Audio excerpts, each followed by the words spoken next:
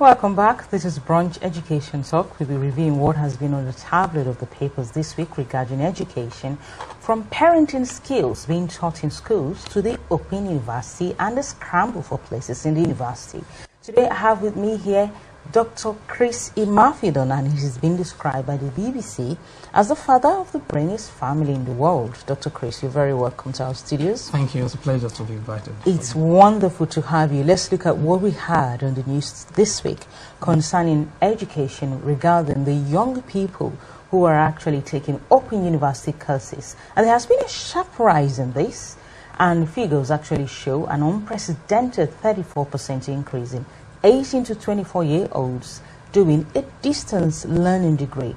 Now, some 70% of Open University students are actually studying part-time, allowing them to earn money while taking a degree. Why are the students now going this route? It's essentially the current climate, is a reality of our living, because we know that for students to go on to full-time education now, you have to pay top-up fee. That's one. So there's a huge economic consideration for everybody to look at. And then combined with the hostile patch of the economy that the country is going through, so they need to earn as well. So Open University gives them that unique quality of being able to have the flexibility of studying when you want to study and working when you want to work. And you don't have to pay that top-up fee. Because if you were paying a top-up fee as a full-time student, that's extra burden. So instead of working part-time and hoping that sometime you get a bigger job, there are very few jobs available that are full-time. So you take a part-time job and then you can continue with your study. Let's look at the quality of the degrees now that are being taken there in the Open University compared to all the universities where students are being taught in the traditional way till now. Now, is there any difference at all? Because it is a paradigm shift from the normal routine of focusing entirely full-time on your education and then studying part-time and actually working at the same time. The only thing that the student may not enjoy is the intensity of going to a residential university, where you have to come in the morning and then you don't leave the grounds of the university until the very end of term. So instead of having that kind of enclosure of doing intensive reading, intensive studying and interaction with lecturers, this time you are really outside working, interacting with people in normal world, and then coming in once, briefly, and then picking up knowledge and then going out again. So there's beauty to that, really, because you are not excluded from the society that you are supposed to come back into when you finish your degree. But the economic drivers are still there. The economic drivers are paramount, because the cost, what it costs you to go for a degree in Open University is nothing compared. It pales into insignificance when you compare that with if you were doing a full-time, where you have to pay for your accommodation in campus, where you have to pay for services on campus, and then nothing at all.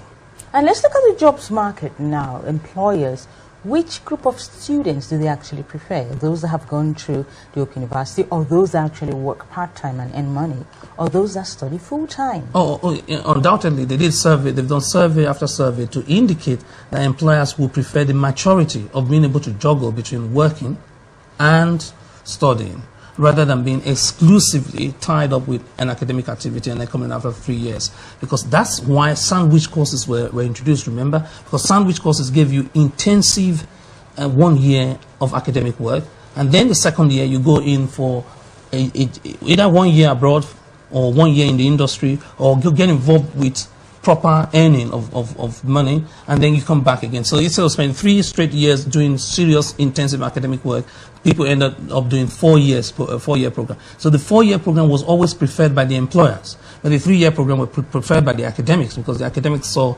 going 1 year without any academic work meant that you went fallow, or you went, by the time you came back, it took you a long time to readjust to academic life. So the employers will always like the blend of work and study, because they tend to be more balanced. But it's always a debate. It's always been a discussion between a sandwich program, for instance, and a pure scientific endeavor. And with the high rise in unemployment right now, employers still prefer those who have more experience. Yeah, they have more experience, because by the time you graduate, you already have 1 year experience. So they'll prefer you. Or by the time you graduate as an open university student, you are not just fresh to the industry. They're not going to reorientate you or reinduct you into the work of life. They know that you have already had a taste of both. The compromise has always been the summer programs by certain multinationals and huge institutions now have internship, summer internship, brief 3 months internship to reintegrate the students back into work life so that when they eventually finish, when you're giving them a job, they at least have an idea of what it means to turn off early for work. They know what it means. The consequences of not doing anything right in the industry it costs money.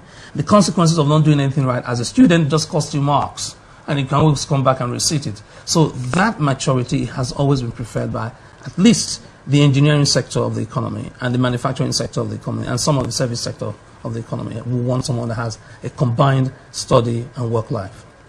Next on the tabloid on education is the competition for university places that is expected to be intense this year, with fewer places likely to be available through clearing, a survey suggests. Now, clearing, the process of matching students who have failed to get the right grades with free places, could be briefer and tighter, the universities in the UK have said. Now, what is bringing about this scramble for university places all of a sudden? The one word cuts, because the government has removed spaces from what we used to have with our universities. Universities could make cases for extra students and could expand organically.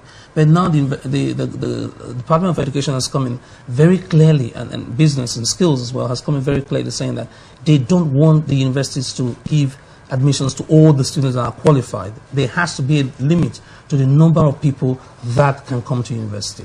Contrast this with about 5 years ago, the government, the state, the universities were campaigning that at least 50% of our students, of our youths, must go to university.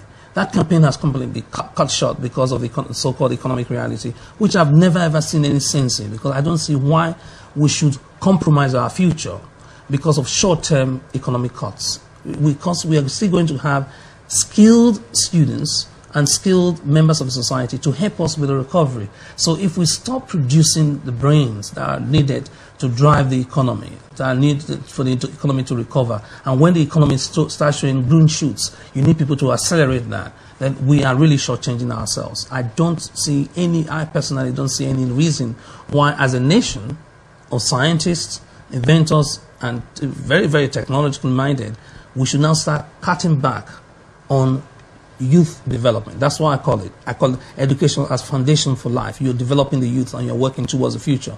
You can't therefore not afford to invest in all the boys and girls that want to develop themselves. Now, let's see, one of the things that have boggled the minds of many teachers and parents is parenting skills that should be taught in schools to address a vicious downward spiral of broken families in the UK. And the government poverty star has actually said. Frank Field, Labour MP for Birkenhead, fears many children are being dragged down by what he calls toe-rag parents. His solution, outlined in his first report to the Prime Minister, is to place parenting at the heart of the national school curriculum. He said everything right except the last bit. He wants to academicize parenting. Parenting is not an academic discipline. It's a practical discipline. It's a skill-oriented one. And it has to be taught or embraced by people in the community, not in schools. Whatever you formalize, people just come in, try and regurgitate what they've been taught, and then they go out and do something radically different. Compare that. This is very evident with the driving skills. Before now, about 7-8 years ago, what you did was a driving skill test. That means you went out, you did your driving test, you were assessed whether you could drive or not, and you got your license to drive. Then they introduced what is called the theory skill part of the driving. You see, a lot of people pass the driving theory, and very few of them come ahead to then pass this driving test. So if you're going to do that for parenting, you cannot rely on the knowledge acquisition part of parenting and don't work hard at the skill-based aspect of it, because whatever you are taught flies out of the window when you have a child. Everyone who has had a child knows this.